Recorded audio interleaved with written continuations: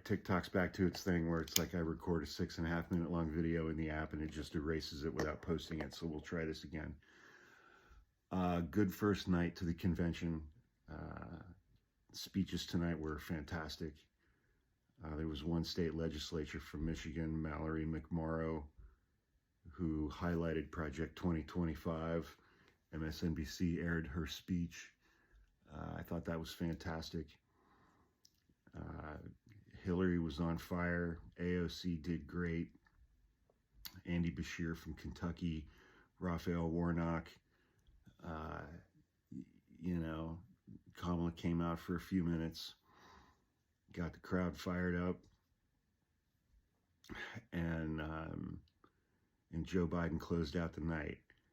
I thought his speech was a little long, but he's the sitting president of the United States. So, suck it up. It was good to see him get the respect that he deserved. He's going to be considered a hero and a patriot for the rest of his life. I think he's going to get a standing ovation every time he walks in a room, no matter where that room is located. It was a good first night. It was a good start to the convention. There are 3 more nights to go. Tomorrow night, we've got the Obamas. Wednesday, we've got Tim Walz and Pete Buttigieg. Thursday night, we've got Kamala accepting the nomination for president.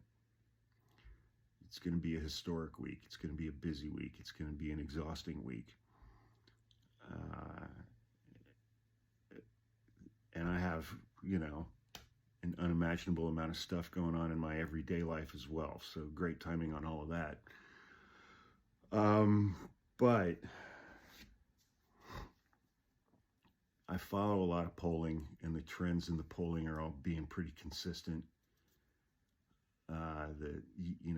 This is going to come down to 7 swing states: Georgia, Nevada, Michigan, Wisconsin, Pennsylvania, North Carolina, and Arizona. Donald Trump just dumped a $25 million ad buy into Georgia. He is banking on Georgia, and Republicans in the state legislature in Georgia are going to do absolutely everything they can to deliver Georgia for him, regardless of what the vote is in the state of Georgia. The Republican legislature has passed a lot of really egregious laws in Georgia. Republicans in Texas are doing the same thing, but it's less important in Texas because Kamala's never going to win Texas. Not right now. Maybe in another decade, but the beautiful thing with her bringing North Carolina back on the map where she's leading, Trump won that state last time by 1.2% of the vote. And across almost every poll I'm reading, she's leading Trump by 2 to 4 points in North Carolina. North Carolina and Georgia have the same number of electoral college votes. So if she takes North Carolina, screw Georgia. Who cares? Apologies to Democrats who live in Georgia, but your state legislature does not believe that your votes should be counted, and they are going to do everything in their power this election cycle to make sure that your votes are not counted. So you guys have some work there to do there to get rid of those Republicans in that state legislature and get a better governor in there as well.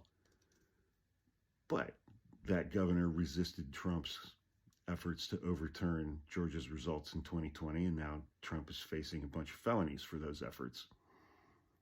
We'll see what happens this time around, because now Republicans have made all of that cheating basically legal. So it's going to be dicey in Georgia this year. But again, it's like Kamala is leading, Trump is leading in Georgia and Nevada. Out of those 7 states, Kamala's got Michigan, Wisconsin, Pennsylvania, North Carolina, and Arizona so far. And the beautiful thing about Michigan, Wisconsin, Pennsylvania, North Carolina, and Arizona, every one of those states has a Democrat for a governor and a Democrat for attorney general. Some of them have, I think, Michigan has unified government, meaning the trifecta: Democratic governor, Democratic House, Democratic Senate. Wisconsin's divided, Pennsylvania's divided, North Carolina's divided, Arizona's divided. But those GOP state houses can't do anything about the election results without a Republican governor and a Republican attorney general in those states. And they don't have those. All 5 of those states have Democratic governors and Democratic attorney generals, because Republicans are going to cheat like hell in this election. Only this time, in places like Georgia, Texas, Ohio, other red states, they've just passed all kinds of laws to make it legal. By relying on arguments related to election integrity that came out of Donald Trump's big lie from the 2020 election. And the thing I love the most is because Joe Biden is not the nominee, Donald Trump is robbed of his ability to avenge himself of the 2020 election loss. He's never, ever in his lifetime going to beat Joe Biden now. That has been taken away from him.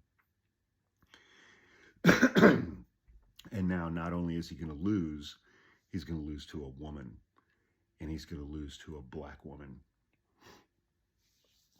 And that is, he's unraveling.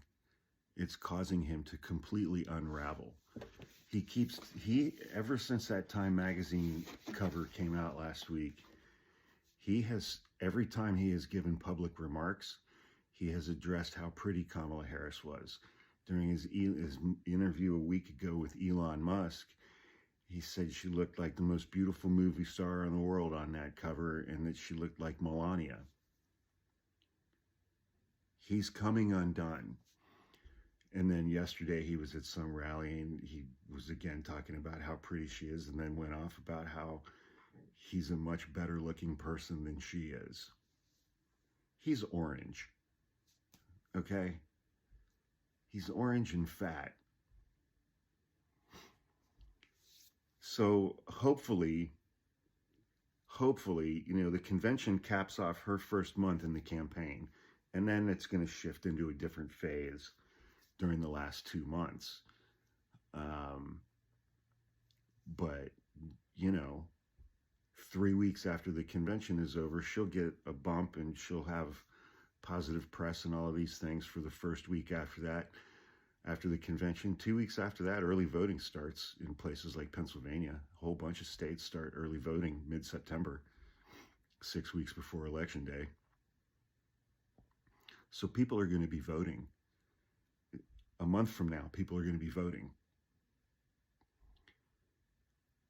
And so my hope is that people are going to actually start paying attention to Donald Trump.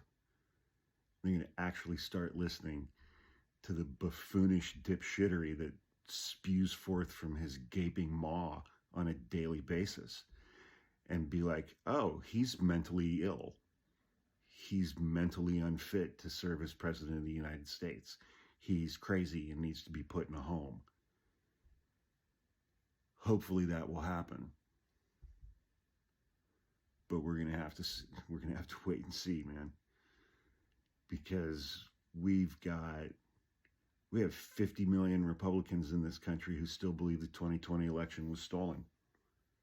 70% of the people who voted for Trump in 2020 believe the 2020 election was stolen. Zero evidence. They believe it.